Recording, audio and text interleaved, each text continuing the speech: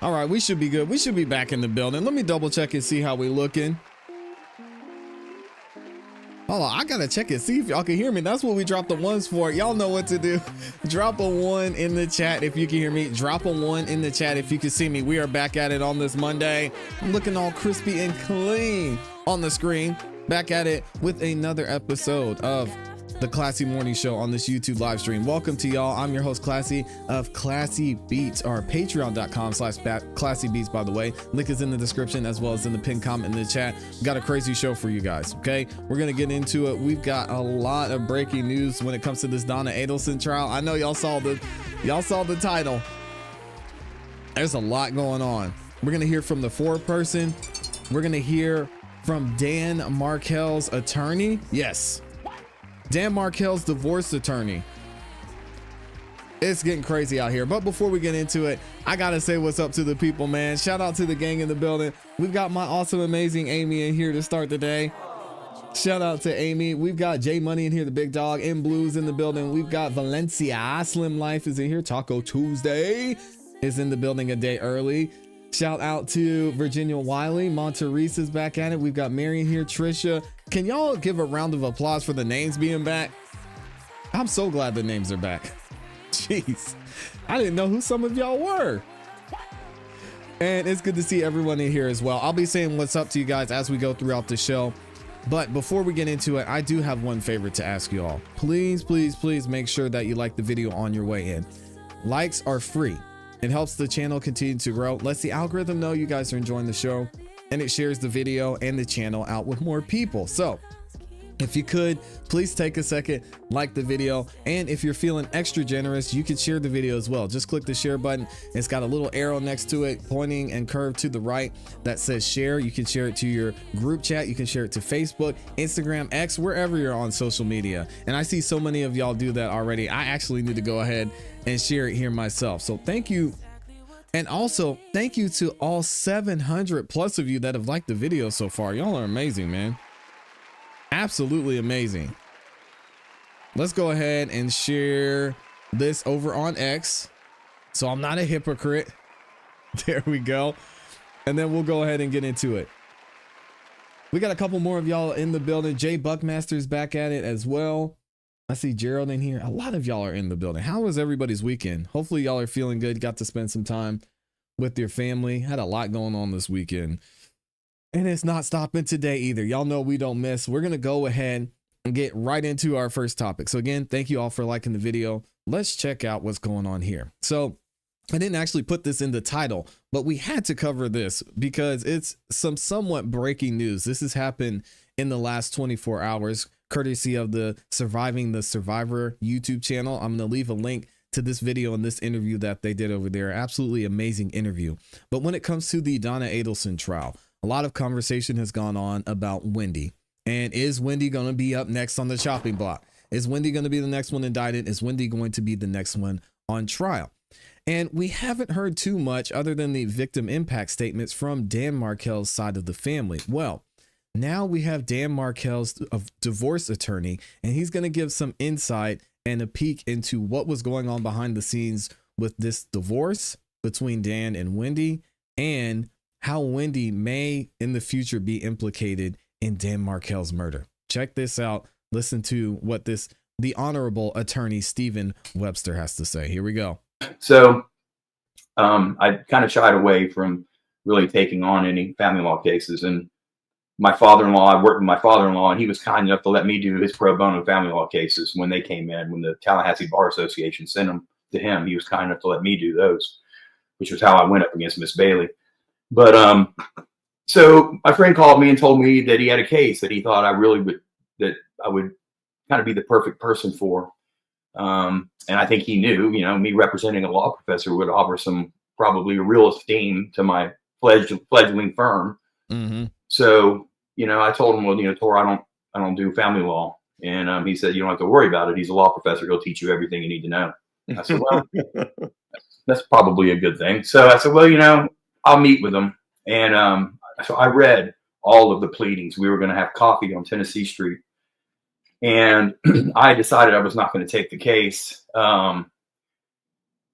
It seemed to me as if the litigants were drafting the papers more so than the lawyers. I don't want to practice that way.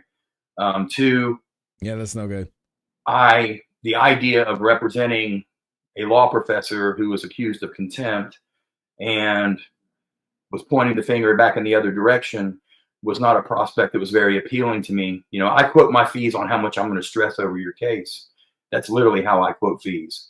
And the idea of seeing a law professor possibly get disbarred and almost certainly face the prospect of losing his job as a law professor, given the stress on ethics that law schools have, and we're hammering all of the students. If all of a sudden their law professors are held in contempt or dinged for, you know, submitting fraudulent pleadings, I was like, that's just not something I want to be affiliated with. That would not be great. But I went to meet with him anyway because I told him I would, and I just really liked him.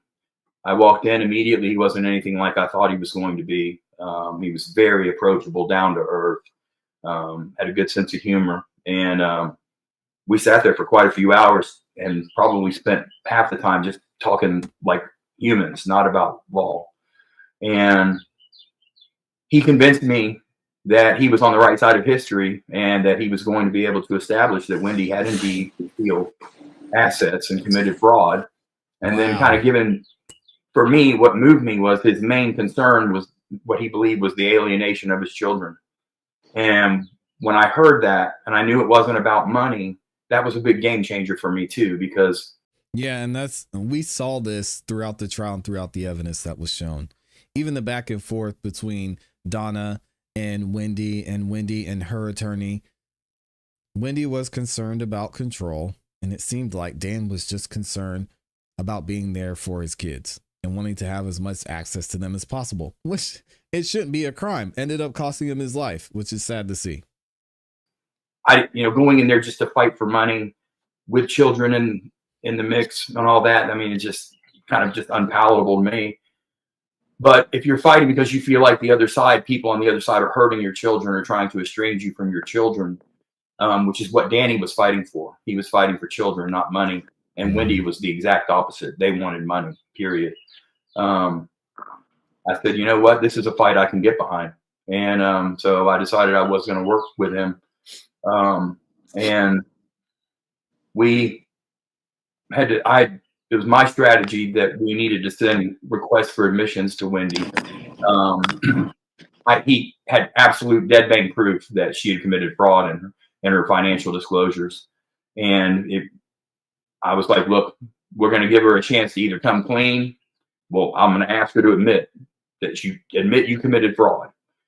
And if she denies it, she'll just be guilty of committing a second act of fraud. And that was kind of my strategy with him.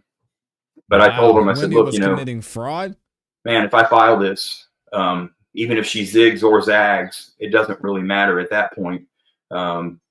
Because one way or the other, she's going to be on the hook for fraud. And it could have real dire consequences on her ability to practice law and to work and on your children. And if we have to do it, we have to do it. But I really feel like I owe it to your children to at least go try to talk to her lawyer.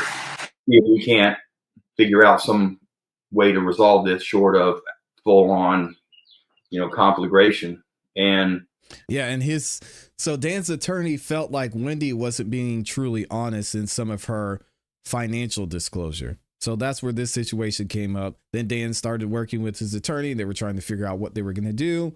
And his attorney, Steven, said, hey, we move forward with this. This is going to affect Wendi on a personal level and on a professional level. She might have issues with the bar. She might have issues with practicing law. I mean, if you want to go this way, we can do this, but it could affect the kids too. Dan's like, hey, let's do it. If she broke the law, she committed fraud, then oh well. Met with her lawyer. And he's a very, very, very reputable lawyer here in town. Been around a long, long time, tried a bunch of cases. And I'd worked with him on some white collar stuff in the past, so I knew him. And he kind of poo-pooed what I was saying. And I just finally told him, I said, hey, look, Jimmy, my conscience is clear. And Tim's laughing. He knows. I know, Jimmy. And he's a great lawyer. And Jimmy's kind of got a shtick. He can kind of all shucks you and like, oh, Steve, oh man, I don't know what. Oh, I think you're just going a little bit overboard here, kind of like that or whatever. And I know Jimmy, and that's kind of a routine that he has, but that's not really. He's a very bright man, and when you're kind of in normal mode, and I said, look, my conscience is clear. I did what I came here to do. If we, can find some old school resolution for this, I feel like we owe it to our clients to try. And if we can't, then so be it. That's the only time in my career as a lawyer that I've ever gone to another lawyer's office and tried to broker a deal. Wow. For me, it could be perceived as a sign of weakness. And so it's not something I would normally ever entertain. But I felt so strongly about the fact that if this went forward with this litigation, that it was going to be so damaging to Wendi that I just had no choice but to take the risk of looking weak. And so I turned around and was walking out of his office, and I'd reached out and grabbed his doorknob, and I could still see it in my mind's eye.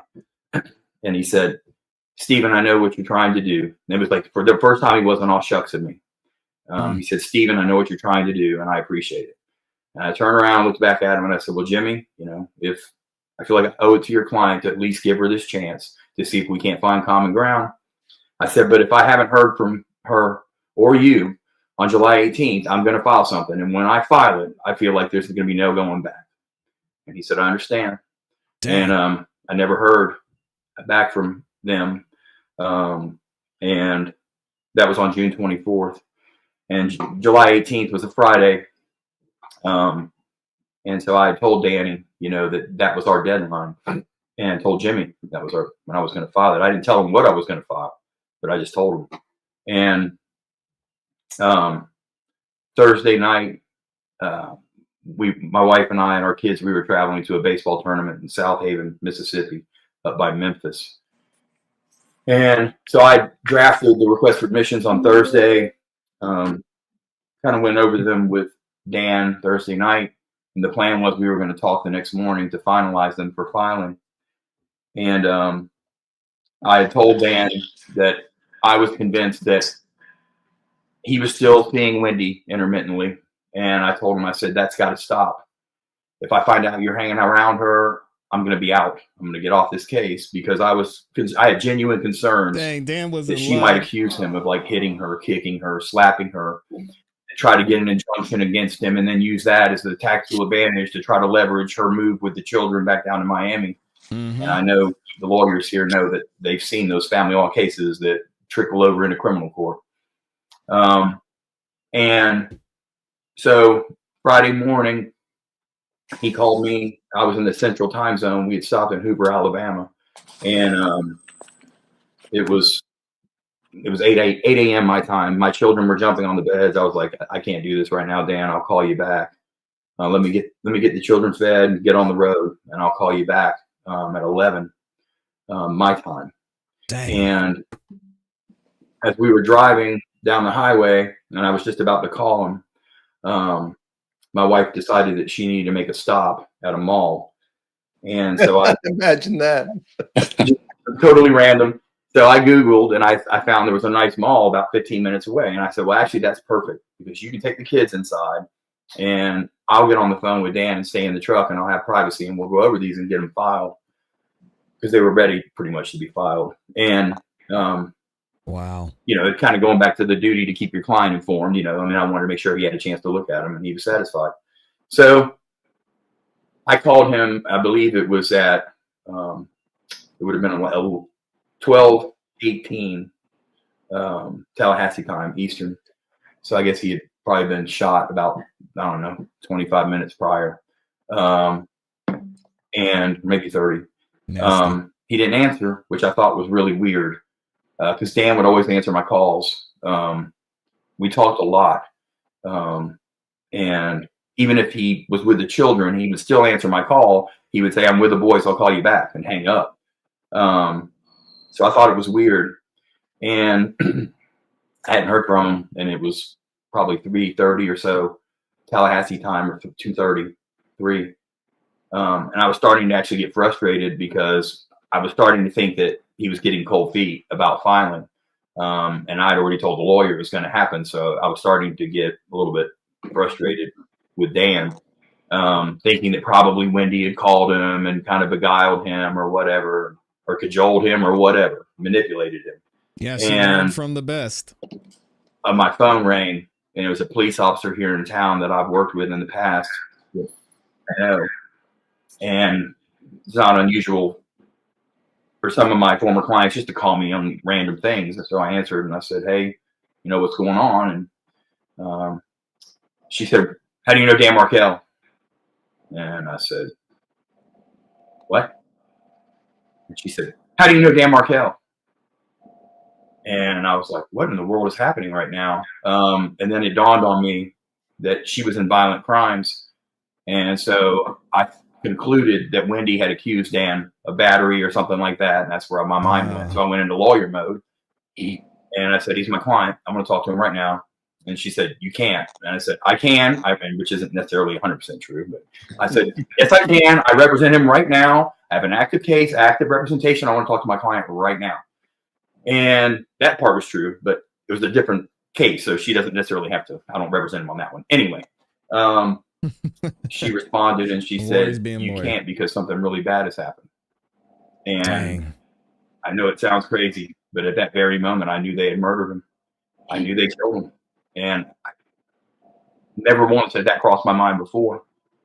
But just something came over me. And so that was kind of my backstory and how this 11-year plus year odyssey started for me. Wow.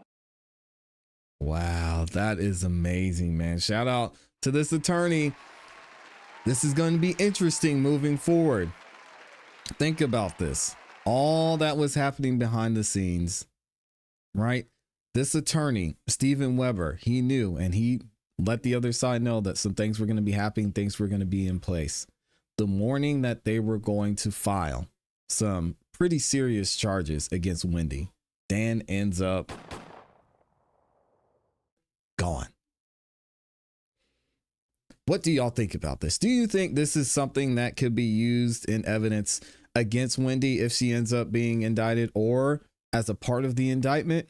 Again, somewhat circumstantial, but the fact that this was coming up and he was going to essentially have a major effect on Wendi's career, it's pretty serious. Shout out again to Surviving the Survivor over on YouTube. I will put a link in the description to their channel and also to this video so you guys can watch the full video.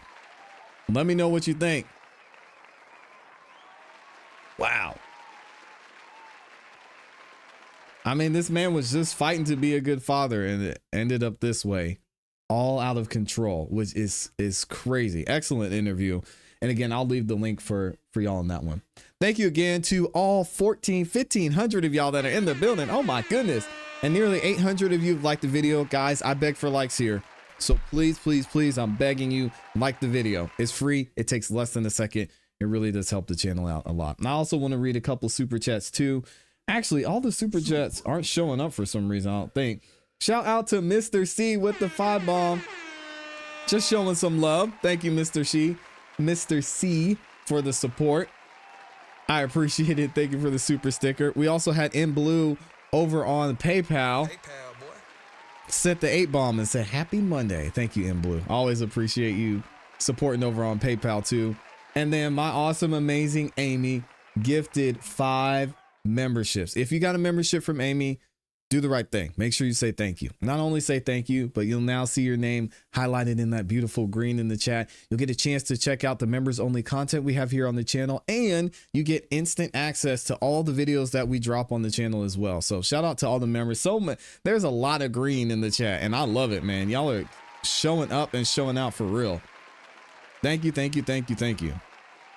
And thank you to Amy for the sponsorships too, man. Yeah, Gerald said that's deep and crazy work. This is definitely not going to help Wendi's case, to say the least. Les Cleaver's in here. Good morning, man. He says, it don't look good for her, but not enough, in my opinion, to be arrested for. She might have played this exactly the right way. Wendi was the real mastermind, and she knew how to not say anything on any emails, and WhatsApp was more private. Wendi was definitely involved, and she was brought up multiple times by the people who are already arrested and in jail. So that's not a question. The question is, can it be proven? We'll have to wait and see. I guess, or as Georgia says, we'll have to stay tuned for sure. All right, let's go ahead and keep it moving and get into this next segment. We're going to talk about, we actually have a couple videos from the foreperson from the Donna Adelson trial. So let's get into this. So shout out to, I believe her name is Lacey. But since the Donna Adelson trial has come to an end, we're now able to hear from a lot of people involved in the trial. You saw we did a video where Georgia was interviewed. Attorney Georgia Kappelman was interviewed, talking about next steps moving forward, how they possibly might be looking at Wendi as a suspect. And now we're going to get into hearing from the jury foreperson that was on the Donna Adelson trial. So I'm going to let Lacey talk about this, and I'll leave a link to her videos in the description for y'all as well. She's going to start answering some questions. Donna Adelson was found guilty on all 3 charges for killing her ex-son-in-law. I'm here to say that I was on the jury and I got to be the foreperson. If you have questions, let me know, because I can finally talk. All right, so she's going to talk about it. Let's get into the first one, because she's got a couple of different questions that she answers. This first one, the question is, she said, yes, we want all the details. How much of the case did you know before you were on the jury? How did you come to the agreement so quickly? And was there any thoughts to just coming back in the morning? Which I think this is an excellent question. Let's see what Lacey has to say. So I'm going to answer some questions now, but I do want to preface, okay? For one, not a single member on the jury knew anything about this case before being selected to serve on the jury, okay? First and foremost. Number 2, as far as people's concerns, Do y'all believe it? As to me being on social media and posting my TikToks in the last week or 2, there was no rule stating that we cannot be on social media. The rule is provided by Judge Everett in this case, okay? We cannot seek out information about this case. We cannot talk about the case with anyone. We cannot listen to others talk about the case. We cannot do anything in regard to the case during the trial. But now that I'm released as a juror, I have the freedom to say and do whatever. But also in that regard, I don't watch the news. It's depressing. I haven't watched the news in years. If anything, I'll check my weather app. That's fair. I don't watch the news my either. little Apple weather app once a week just to see. My For You page on my TikTok, where I am the most active, is mostly like TikTok shop videos, like members of like the moms of TikTok community, because that is the content that I typically engage and interact with. I also post that type of content sometimes. You know, just like trendy, funny, like music videos, whatever else like that. It's interesting to take a second. It's interesting that she's admitting she was scrolling TikTok, because although the TikTok algorithm is different, I mean, depending on what you're looking at and what you're observing, it would be highly likely that something could show up about the Donna Adelson trial. I mean, but I guess if she's not Googling anything about it, if she's not actively searching for it, maybe it wouldn't show up. But y'all know these phones, they're out there listening. They're understanding what's going on. They hear you.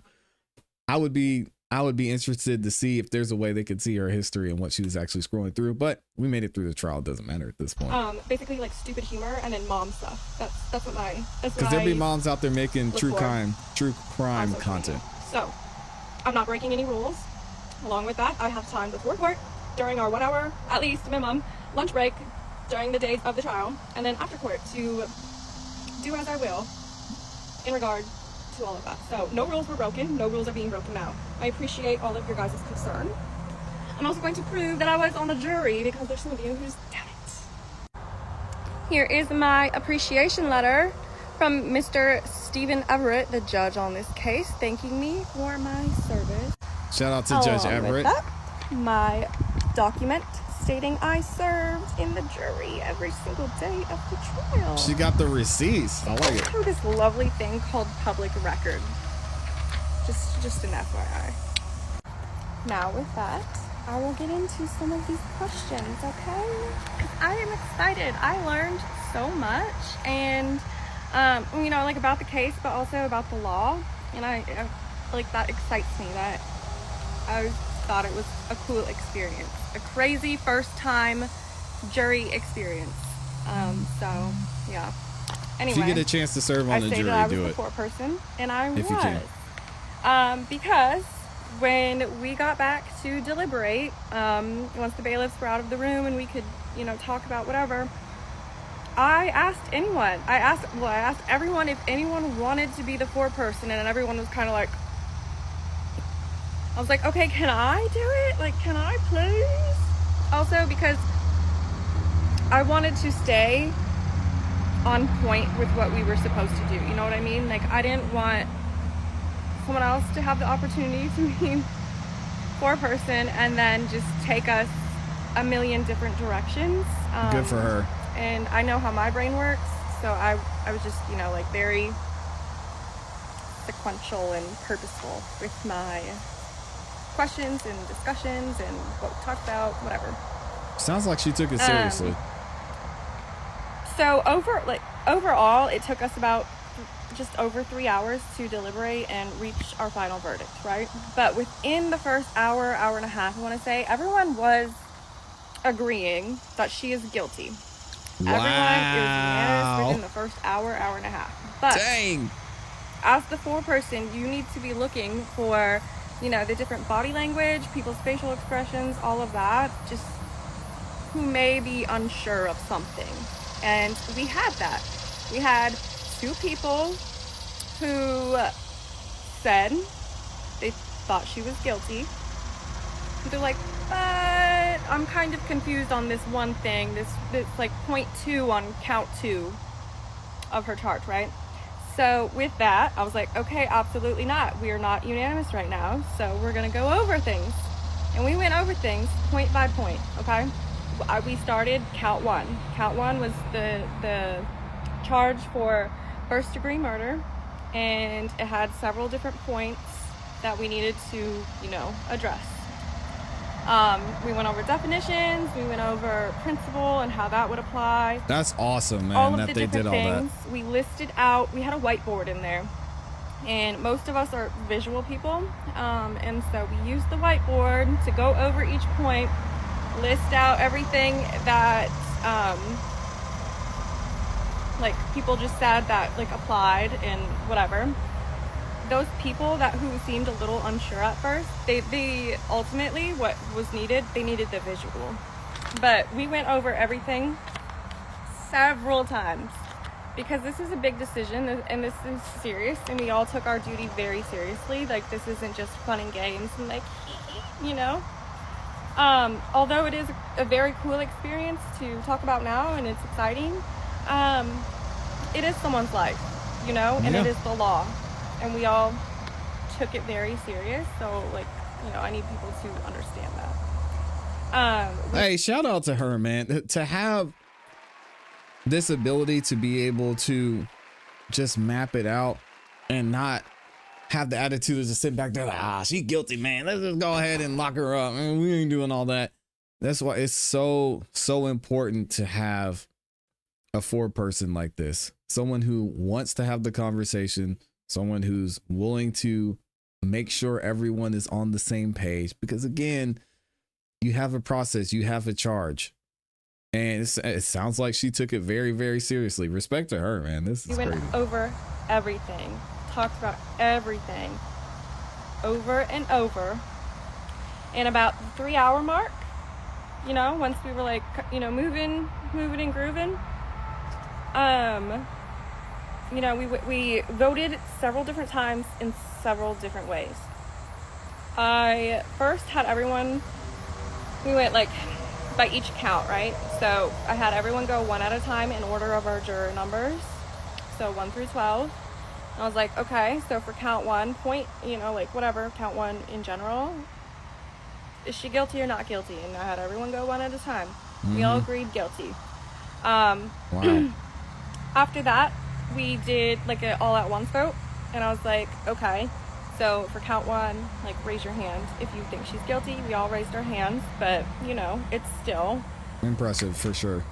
Doing our duty as we're supposed to.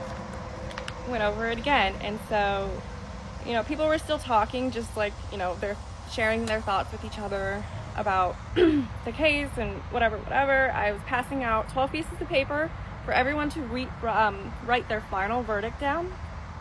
And then I emptied like one of the little containers we had for our snacks and had everyone put it in there.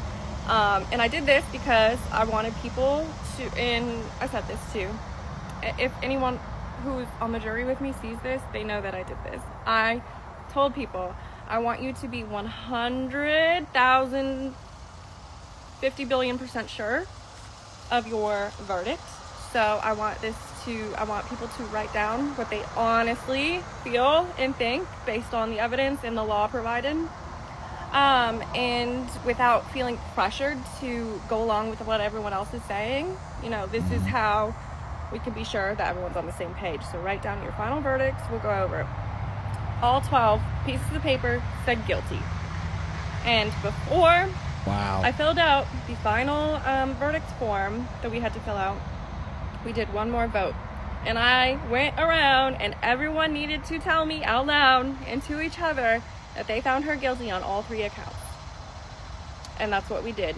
And then, you know, filled out the verdict form, signed and dated it, knocked for the bailiffs to let them know that we were ready once they got set up in the courtroom. We went out there, you know, judge asked the foreperson to stand. That was me. I didn't show the jurors, but it was me. And I signed the verdict form, which I believe will be public record. But anyway. She was very excited to do this, though. After that, you know, like he read the, what do you call it, published the verdict. And then, you know, there was that outburst that we all saw. And we had to go back to the jury room, and when we came out, I want to know what Donna said. That they wanted. Judge Everett went one by one, once again, with all of the jurors, and wanted to hear us say under oath that we find her guilty. And that is what happened. It was such a wild experience. Oh my gosh. I can't wait to like share so much more. Hey, shout out to this foreperson. I want to know what Donna said during the outburst, because there's been so many things that are going around about what she said. Did she say they convicted an innocent woman? Did they say I'm not guilty? I've heard so many different stories, so y'all will have to let me know in the comments what you think she said. Excellent foreperson. This is the type of foreperson you want to have. When I served on a grand jury, we had a foreperson that was the same way. The foreperson we had, he actually didn't want to do it. He was like, I don't want to do it. Turned out he's great at organizing things, making sure everybody understood what we were looking at when it came to those indictments, and it was a great experience. So, all right, shout out to her. I think she did an excellent job. Let me know what y'all think about this in the comments in the chat. And we are not done with Lacey, because Lacey is up here. She's still talking. She's got a part 2, and we're going to get into a part 3 and 4. She's going to give some more insight into what went on. But let me see. We've got, let me see. I messed up the headline. Oh my God. Y'all didn't tell me this headline was messed up. Got me over here looking crazy. There we go. Shout out to everyone that's in here. 1,400 of you have liked the video. We've got 1,500 of you in here. Wow. Shout out to everyone that's in the building. If y'all could like the video, I beg for likes unapologetically. Y'all are saying how, let's see, 18. Yep, you got to be 18. Amy says, I appreciate that she wanted to learn and take it seriously, but she's giving me clout chasing vibe. Hey, listen, let her have her shine. She put in the work. She's doing it after the trial. Let her get her shine. All right. Y'all don't hate. Donna said, you convicted an innocent woman. Wear headphones and you can hear it. We might have to go back and look at that. She's probably 19. She's very excited. Listen, how old was I when I served on that grand jury? I don't even remember. But when I served on the grand jury, at first I was like, I was mad. Thank God it didn't, because I was in there for 3 months. Thank God it didn't affect my work. So I was still okay there. But I didn't want to do it, to be honest. I didn't know how it was going to go. I thought it was going to be a drag. It was annoying. But when I actually got into the courtroom and we started going and reviewing these indictments, as Lacey said, I learned so much about just the law in general, how things are done by the DA's office, how things are done in court. And I got to learn so much locally about what goes on in Fulton County and how a lot of these investigations are done. And it's some crazy stuff in there, but you do get to, it was a great experience too. I would do it again, to be honest. Only issue is I wouldn't get to be here with y'all if I served on another grand jury. I've actually been called back twice since then. The other 2 times I didn't have to go. So anyway, maybe it'll happen again. We'll see. I like her. She's a little quirky. She handled her business though. I heard she's in her 30s with 2 kids around the same age as the boys when the M happened. That's tough. That's tough. You said she's a 100% clout chasing. Yeah, of course. The verdict is serious, so I suppose I expected decorum from a foreperson. Yeah, but someone especially who's younger, and I mean, we've seen some jurors do interviews after trials, and it's like, I don't know about that one. Young woman can't do anything without criticism. Either she's clout chasing or doesn't care. I don't think saying she's clout chasing. I mean, she's posting on TikTok. It's clout chasing. I think to say she's clout chasing isn't a negative thing. It's just, that's the reason she's posting on TikTok. It's not, I don't think it's clout chasing is always negative. The excitement definitely comes after. Yes. Amy says, I'm not mad at her for wanting to get the bag, but well, she's not getting paid for this. But you can still conduct yourself without coming across as obnoxious or desperate for attention. I'm just reading her body language. Yeah, Amy knows what's up. She's included in the I don't know about that one. The girl can make money off of this. Get that money. I think she could if she did interviews. She's not making any money off of this on TikTok. You can look at the views and see she's not making any money. Could she down the road? Maybe, but usually with these jurors, it's you gotta take advantage of the moment, and if you can do something from there, then you can.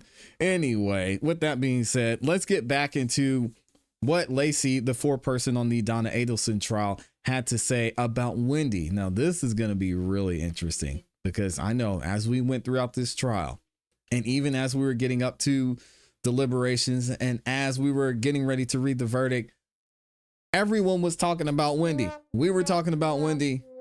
The chat was talking about Wendi. People were putting out videos about Wendi. We want to know what's going to happen to Wendi. So now, foreperson, Lacey is going to talk about what they thought, the jury thought about Wendi Adelson's involvement, and if she's going to be next. Let's see what she says. Long story short, but also probably long at the same time. Yes. Yes, I do. And do I think she is next? Do I think Harvey might be next? Absolutely, I do. Now, the state hasn't said that specifically, but there's evidence showing that they were aware of what happened. And I mean, I had to think back and take my notes because, well, like write down new notes. We couldn't take the notes that we took during the trial out of that jury room. They get disposed after deliberations. Minor details. Now, if and when the state goes after Wendi, I think they will. I think it's going to be to a lesser degree. It's not going to be the same charges, only because she insulated herself from her family, from the situation very, very well. Very well. Oh, y'all are saying it's hard to hear. I disagree with that. Stop the cap. And I hate to interrupt her here. Y'all are saying the volume's a little bit low, so let me fix that. I disagree with Wendi insulating herself. I don't think she did. I think Wendi made some mistakes. I think she made a lot of mistakes, and we saw some of them throughout the trial. I mean, her communication with her mother, what she had to say about Jeff, her boyfriend, who she said that she hid and never introduced to her family, but Jeff said that he met her family. Then the way she was talking about Jeff to Rob, the way she was talking about Jeff to Charlie. Then the TV's breaking issue. Then Wendi wanted Jeff to do certain things, and Jeff felt like Wendi was trying to set him up. What? I think Wendi, she was smart in the way that she moved, but I don't think she completely insulated herself. I would disagree with that point. Very, very well. Very well. And she also played dumb. very well. I feel like that's when we saw the acting that Miss Donna referred to previously. She plays that part way too good. So I do think that she will be next.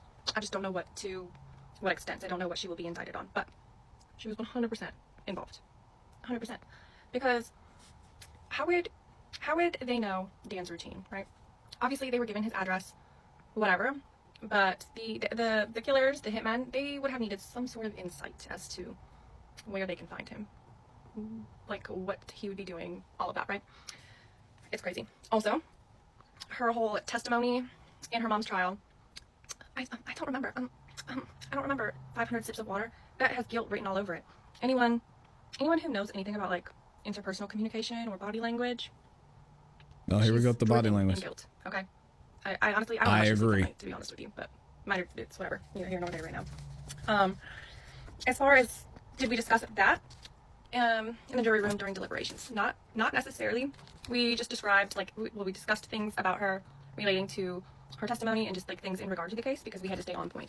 You know, that's what we were there to discuss. So not so much if we think she's next, but after we were released from our service, walking back, being escorted by the bailiffs to the where we parked and stuff, it was very interesting to hear everyone's opinions because at that point in time we were allowed to talk about it because we were dismissed from the jury, whatever. Everyone agrees. She's probably gonna be next. We just don't know to what extent. Because yeah, like I said, she insulated herself from the situation and her family way too good. Like I said, she plays the role of dumb, and you know that term ignorance is bliss. Like she is taking that to a whole new level. Now. Yeah, she's got it sped up. It's not me, guys. In her I don't know why she has it like that. The morning that Dan was shot, right? She was going to meet some friends for lunch, but she had to stop at a liquor store for like a stock at the bar party later on, whatever. Now, the liquor store she chose was completely out of the way. The route she took completely out of the way. There was that exact liquor store that was closer to her house in the complete opposite direction, but she chose to go this very long route out of the way, and says she normally takes Trescott Drive, so she goes to try to turn, but there was the roadblock because at that point in time, law enforcement had arrived on scene. Dan was rushed to the hospital, yada, yada, yada. Mm-hmm. She says she encountered the roadblock, turned around real quick, and just like went a different way through the liquor store. Then they also brought in another witness. The state brought in another witness, the officer who was working like at the roadblock, basically. And he states, which contradicts what Wendi said, that you could see Dan's house, the crime scene, all of the police cars and EMS, whoever else was there, right? You could see that from the house, from the roadblock. And whereas she claimed of course she lied. So knowing that, he also identified her car in the trial during his testimony. He saw her car, and most people, like when they get to a roadblock, they gotta turn slowly to get, like we're like, oh, what's going on, like processing it. No, she like whipped in and out, right? Again, this is a great call out by this Foreperson, because if something's going on and there's a roadblock leading to your house, are you not gonna stop and ask the police what's going on? You're gonna say, hey, can y'all tell me what address you're going to? What's the issue here? That's again weird that you would just whip around unless you have something going on. All right, I've seen this happen. I personally had this happen to where there's a roadblock blocking off an entire road. And I did the same thing. That's what I did. I stopped and I said, hey, y'all, what's going on? Like, I'm about 2 rows down. I'm trying to get to the house. Y'all got this whole thing blocked off. What's happening? Or you can go and at least look up in the neighborhood and the neighborhood group on Facebook or something, when it's just like, oh, well, I guess I'll just go somewhere else. Crazy. And now knowing that she could see the house and she didn't make any calls to. Actually, if y'all are saying it's hard to hear, I can slow it down since she's got the fast speaking filter on. Hold on. The daycare to Dan to check on him, the kids. No. I'll rewind it a little bit. But she chose to go this very long route out of the way, and says she normally takes Trescott Drive, so she goes to try to turn, but there was the roadblock because at that point in time, law enforcement had arrived on scene. Dan was rushed to the hospital, yada, yada, yada. She says she encountered the roadblock, turned around real quick, and just like went a different way through the liquor store. Then they also brought in another witness. The state brought in another witness, the officer who was working like at the roadblock, basically. And he states, which contradicts what Wendi said, that you could see Dan's house, the crime scene, all of the police cars and EMS, whoever else was there, right? You could see that from the house, from the roadblock. And whereas she claimed you couldn't see it. So, knowing that, he also identified her car in the trial during his testimony. He saw her car, and most people, like when they get to a roadblock, they, kind of turn slowly to get, like, we're like, oh, what's going on? Like, processing it. No, she, like, whipped in and out, right? She knew what happened. And now knowing that she could see the house, and she didn't make any calls to the daycare, to Dan. She's probably smiling while she turned the car around. Calls to law enforcement to see if anything was okay. Like, come on. It just doesn't add up. It doesn't add up at all. What else do I have? And then her ex-boyfriend, Jeff Lacasse, testifying. There it goes. Yep, Jeff. I will say, I think it's very weird that she told him about the hitman thing in confidence, and then he didn't report it. But, again, it's, what are you going to do at this point? But that's one thing, like, towards the end of their relationship, they were discussing, like, the relocation thing, because apparently that Wendi always talked about that, and, like, the divorce file, yada, yada, yada. Jeff was going to be the scapegoat. She said, well, can I tell you something in confidence? And she said, yeah, my brother looked into that hitman thing, because at that point in time, he was there to witness a joke from Charlie, like, oh, a TV is cheaper than a hitman or something like that. I'm getting off track. Anyway.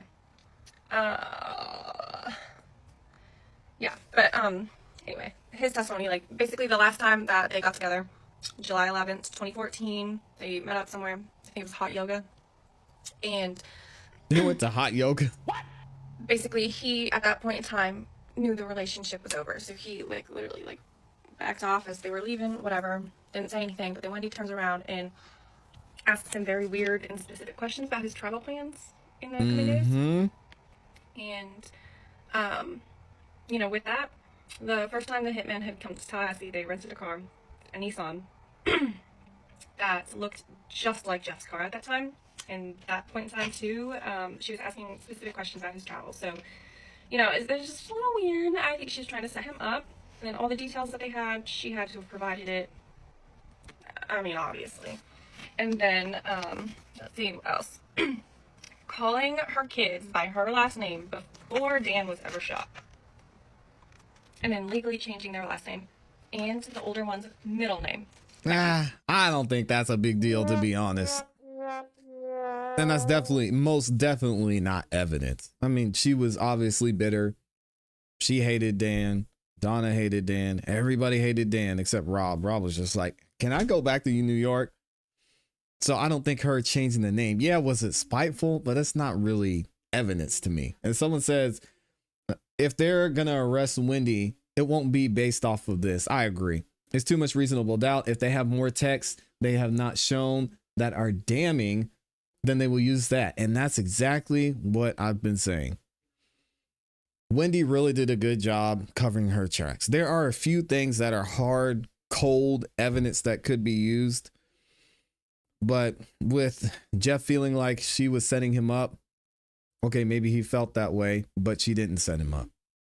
With the TV being broken the day before Dan was going to serve or put in legal documents that Wendi was committing fraud, and he ended up dead. Again, how was Wendi connected to that? How would she know? Donna's the one that booked the appointment to get the TV fixed. What would have happened then? We'll probably never know that. Middle name and last name, 1 year after he died. Also with that, she didn't take the kids to his funeral. That's a little strange. Yeah. They both, Wendi and Harvey, both knew. They didn't say anything. That is a crime in itself. And I do think they're next. I'm just curious to see. What do y'all think? Let me know. Foreperson speaks out. Saw everything that we saw, came to the same conclusion. That's why I think it's so important for us to have this platform, to have these conversations, because again, as we're watching, we're seeing everything that the jury's saying. And then we would potentially have to go back and deliberate on this just like they would. So it's important, I think, to have these conversations. And it's interesting that even the jury saw this as they were going throughout the trial. Let me know what y'all think about this one. And what did Amy say? Yeah, Amy, that's just, I'm not even going to read that out loud. No, I agreed with you for sure. Otherwise, it's another Melanie B situation. I don't know who that is. Trina K stood up in court and said there was an investigation yet. Crickets now. So I'm guessing, did Melanie not get convicted? I bet our girl Georgia has info we don't even know about. Hoping anyway. And again, this is something I mentioned to y'all, and I want to know your thoughts on this, on this statement I made. Amy and I were having a conversation, and the thing I said was most of the evidence, in my opinion, that was used to convict Donna happened or came about after the bump. Before the bump, if Charlie and Donna and Katie had just kept their mouths shut, I mean, it probably would have been really difficult to show their involvement.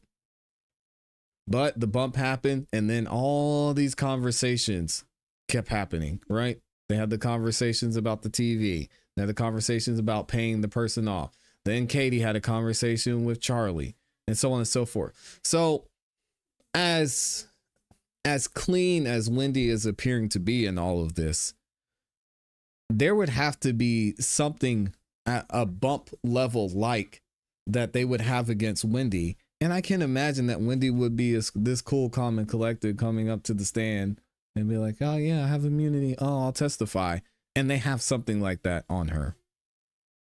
We knew about the bump as soon as Sig and Garcia were locked up. So I was like, oh, Donna, hey, it's not looking good. What they would have on Wendi, I think, would have to be at that level, because everything else, we don't have Wendi having conversations like Donna did. We don't have Wendi that I know of anyway. Y'all are saying, please remember, folks, Georgia only gave a preview. We have no idea how many dots connected because it wasn't Wendi's trial. That's true. The TV repairman was the alibi for Wendi. But that still doesn't mean you didn't plan it. No criminal keeps his mouth shut. That's true. Wendi is probably going to get away with it. Wendi, unalived husband, was a criminal defense professor. You don't think she didn't pick up stuff? Ooh. Of course, Brandon was aimed at ex-wife. We all know, but not enough for an arrest. I'm still betting no arrest for Wendi. I need to find a place I can bet because it would be a huge wins on them odds. Man, YBE, I might be with you on that one. I said this during the trial. Unless something astronomical comes out, I don't see how they could get Wendi on this. Amy says her vibes are like nails on the chalkboard. Well, Amy, have I got something for you? We got another one. Oh, y'all want? Okay. That's a great idea, Vintage. Let me see what you guys think. What do you think about Wendi? I know what most people, listen, based on what you've seen so far. So let me phrase it this way. Based on what you saw during Donna's trial, will Wendi be prosecuted next? Now, answer this, guys. Please answer this based on what you saw in trial, not what you want. Okay? Because I think we all want Wendi to go down. Based on what you saw during this trial, and some of you watched Charlie's trial, some of you watched Katie's trial, Sig's trial, Garcia's trial, what you've seen during those trials, do you think there is enough for Wendi to be prosecuted? Let me know, and we'll read it here in a second. How about the messages from Wendi to Danny from Miami? on the 14th and 19th of July. Can you be specific about the messages? We got to see how much money she put on her mom and brother's books. Probably nothing. Wendy's like, oh, well, good luck, guys. And Wendy's former divorce attorney was her former divorce attorney, Miss Bailey. Attorney Bailey was tough to listen to. I'm be honest. Like she said, divorce is no big deal. A guy killed himself. I don't think divorce is that's not enough for you to kill yourself. What? Jesus, that lady was insufferable. Let's see. Slow down the speed to the lowest possible. And lip read DA was mostly mad. Can't remember now which channel had the lip reader. Oh, okay.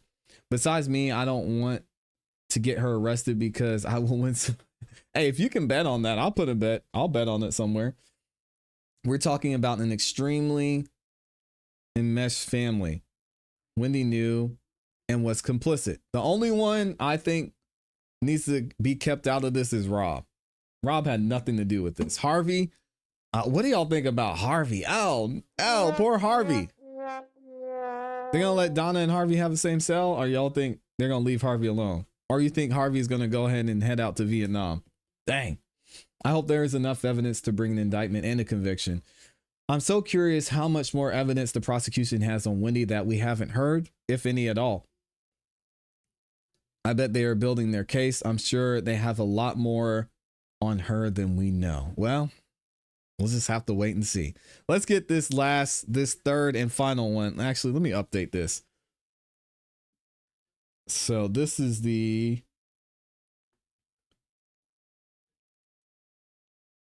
we got this one. Okay, cool. So I need to make sure we're good with these videos from Lacey. And shout out to her for speaking out, because I know a lot of jurors, they just want to be done and go home. But to hear from a foreperson, I think is important. Especially just being able to see who could possibly be on the jury. Leave Harvey alone. Oh, y'all are protecting Harvey. Harvey is a scumbag, but I don't think he knew till after the bump. Leave Harvey alone. He had a busybody wife. Dottie is in the building. Shout out to Amazing Grace. Good to see you in here. I love you. I appreciate you. Wendi is worth it. Yep. They need Harv on the outside to put money on their books. And what happens to those kids, man? I've said this throughout the entire trial. What about the kids, man? Nobody thinks about the kids. We're not talking about the boys. Lost a grandmother, lost an uncle, lost a father. And I don't know how Wendi sleeps after this, to be honest. I mean, 2 out of the, I guess we'll say 4 that were directly involved in what happened to Dan are in jail. So, I mean, I don't know. Based on the goats of true crime, Emily Baker says Wendy's immunity is based on her testimony. Yes, correct. It was use immunity. So they have a lot more on her. They just couldn't ask with the trail because they need to use it when they bring charges on her or during the trial. Okay, I think you meant to say trial. Yeah, I agree. If they have more texts and emails, then it changes the dynamics. That use immunity is serious. I can see a world where they didn't bring in stuff on Wendi to avoid the issues. Yeah, of course. Yeah, those boys, man. Dang. In my opinion, Wendi knew. Don't know if they have enough for first degree. I feel she drove by to confirm to confirm the hit. I think so. The kids either go to Canada or Uncle Robert. Jeez, man. Goodness gracious. And so far, most of you are saying that you think they have enough to prosecute Wendi. We'll see. Based on what I've seen, and I asked the question this way specifically because we don't know what the DA has behind the scenes. We don't know what they have in evidence, but based on what I've seen for the trials, they don't have enough. And you think you would think if they needed to put more heat on Wendy's testimony that they would bring some of those things out. Or y'all might be right, and maybe they're withholding it because they don't want to show their hand. It's a tough situation to be in. Either way, let's hear one more segment from the foreperson in the Donna Adelson trial. We've got Lacey back up here, and she's got a question she's going to answer. What's the question? I'm sure it will bring you all the attention you've been working towards. Oh, somebody called her a clout chaser. Are they taking shots? We got to hear this one. Check this out. I just made it up because I obviously just wanted the attention from this. Let me slow this down because she's speeding up again. To be a juror in Florida, you must be at least 18. No current criminal This is for the clout chaser. Not a current law enforcement officer, anything like that. You can be excused if you're like over 70, whatever. I went through 2 entire days of questioning before I was selected. Why the music? Serve on the jury. Both parties and the judge vetted me, and they still chose me. So if you have a problem with me being on the jury, at the end of the day, that's just not for me to worry about. And I am so sorry that I don't look the way you would want me to look. Oh God, here we I don't know go. what looks have to do with anyone being on a jury. She's definitely clout crazy. chasing. It's okay. And I see a lot of people saying the ex-military person should have been the foreperson. He is one of the first people to say he did not want to be the foreperson. So now she's exposing her fellow jurors. What to tell you there. Oh dang.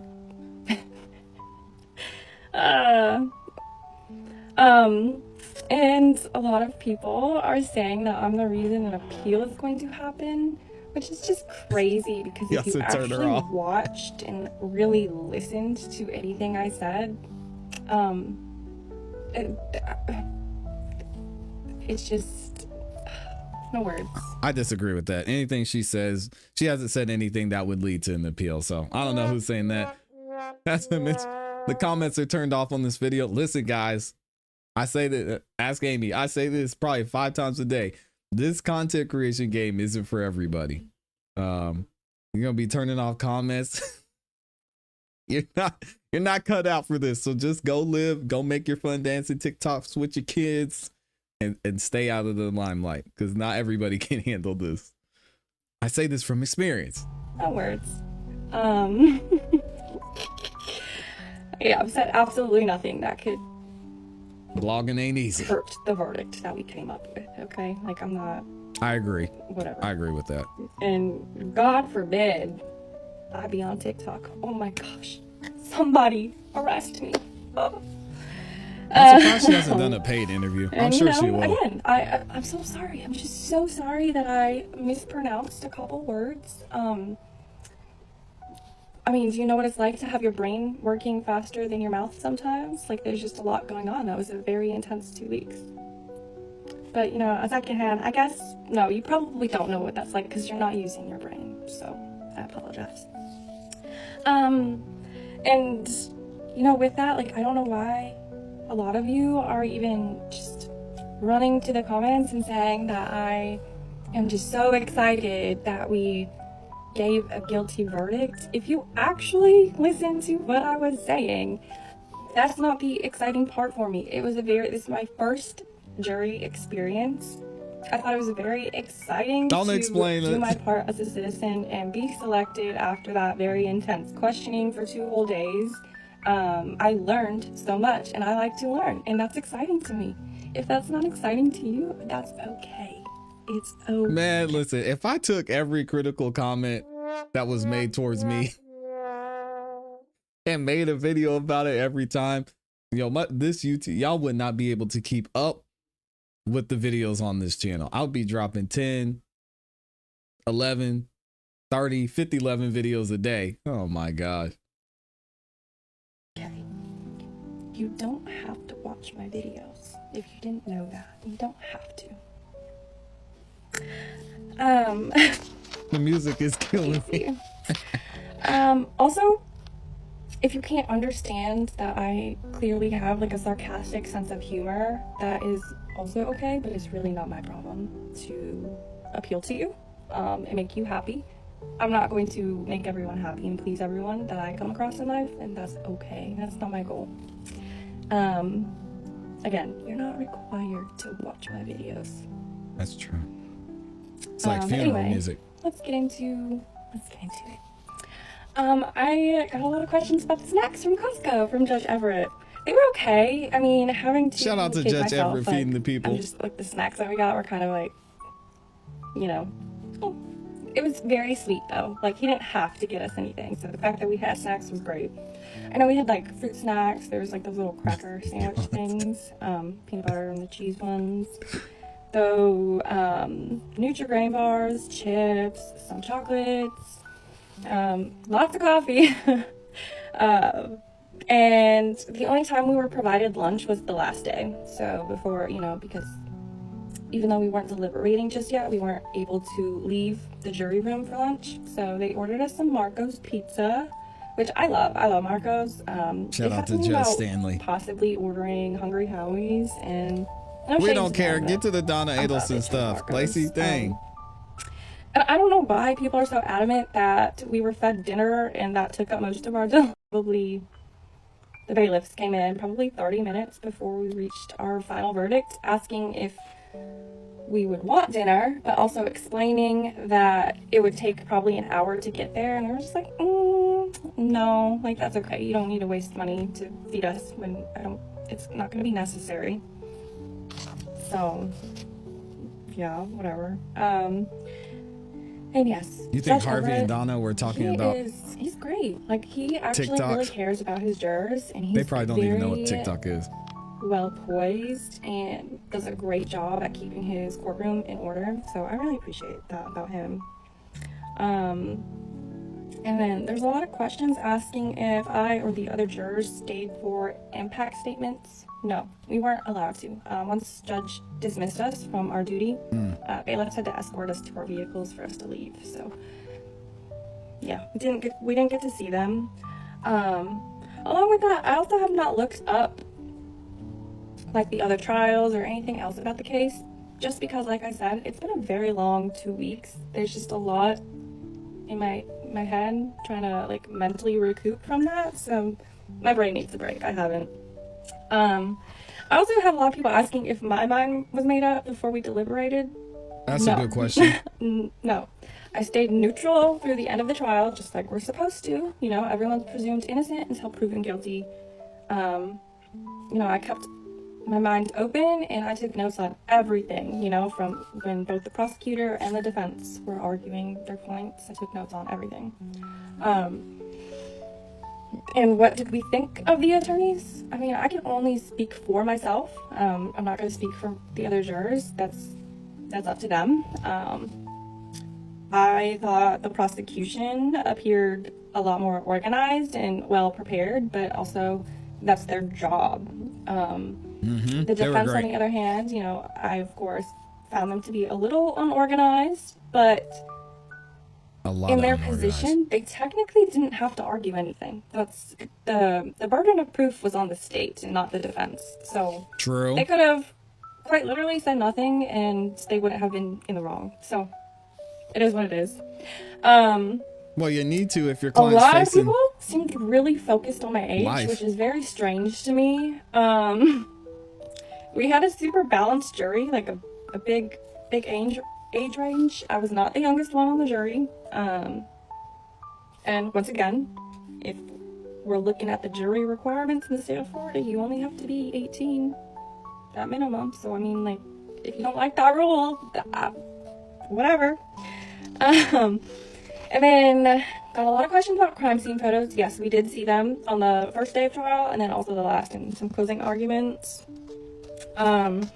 Also, back to like the appeal thing, I can't reveal too much when all I have said is like my opinion on, first of all, some things, and then just we literally only had to go off of evidence. So I don't know how I could reveal too much of things that have already been revealed.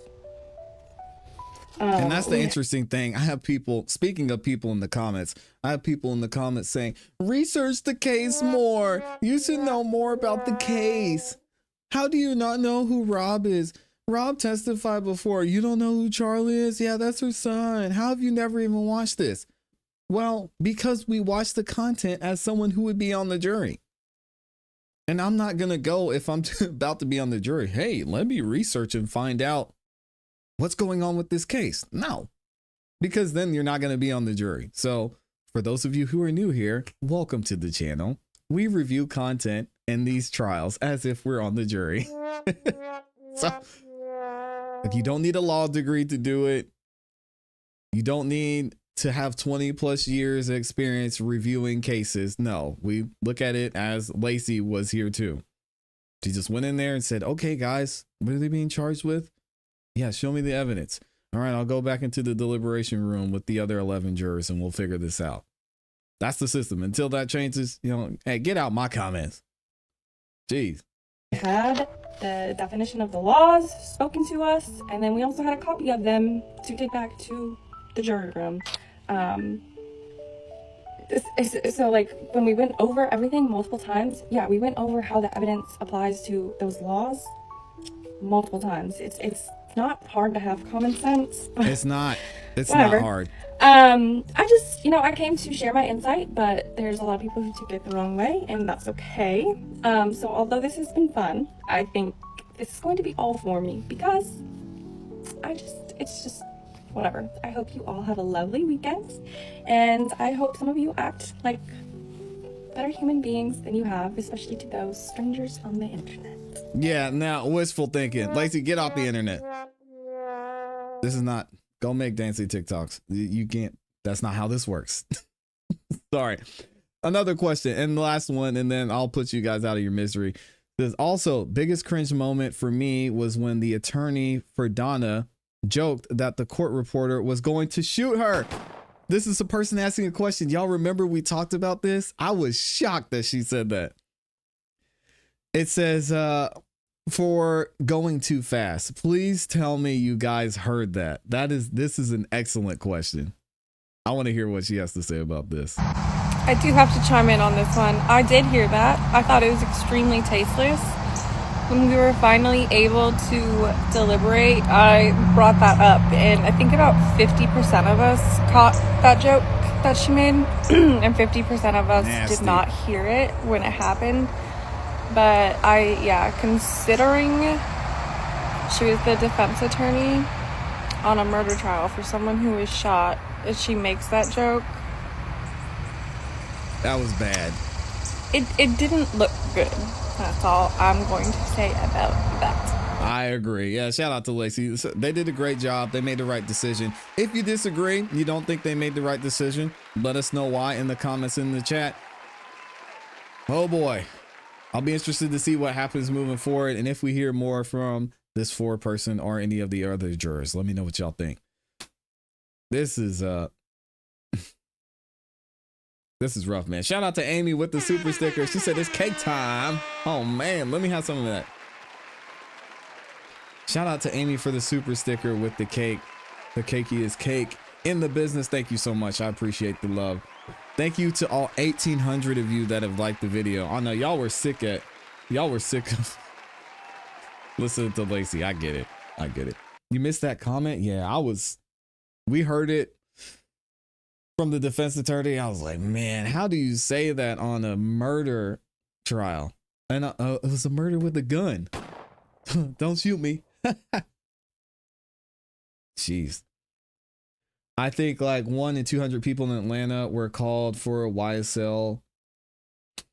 So now, since they can't call those folks back within a year or whatever, they're scraping.